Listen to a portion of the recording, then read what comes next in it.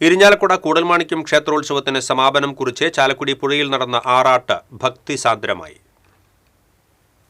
കൂടപ്പുഴക്കടവിൽ ക്ഷേത്രം തന്ത്രി നഗരമണ്ണ് ഋഷികേശ് നമ്പൂതിരിയും സംഘവും ആറാട്ട് മുങ്ങി. രണ്ടാം വട്ട മുങ്ങലിൽ ആർപ്പുവിളികളുമായി നൂറുകണക്കിന് ഭക്തർ പങ്കെടുത്തു. നേരത്തെ കടവിൽ പ്രത്യേകം തയ്യാറാക്കിയ പന്തലിൽ ആറാട്ട് പൂജകൾ നടന്നു. മഞ്ഞൾ, കളഭം എന്നിവ 2 തവണയായി ഭഗവാന്റെ തിടമ്പിൽ ചാർത്തി. ഇരിങ്ങാലക്കുടയിൽ നിന്നും ഗജവീരന്മാരുടെ അകമ്പടിയോടെ കാൽനടയായി ആറാട്ട് സംഘം എത്തി. വാളും പരിചയുമേന്തിയ ഭടന്മാരും നിറത്തോക്കുമായി പോലീസും അകമ്പടി സേവിച്ചു. ആദ്യം കൂടപ്പുഴമനയിലെ ഇറക്കിപ്പൂജ നടത്തിയ ശേഷമാണ് ആറാട്ട് കടവിലേക്ക് നീങ്ങിയത്.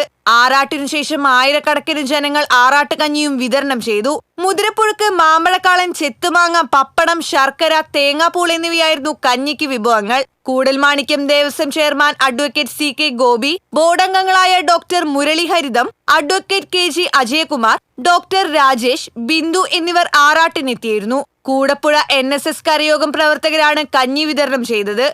സനീഷ് കുമാർ ജോസഫ്, ചാലക്കുടി നഗരസഭാ ചെയർമാൻ ആലിസ് ഷിബു തുടങ്ങിയവർ ചടങ്ങിൽ സംബന്ധിച്ചു. TCV news, Chalakudy.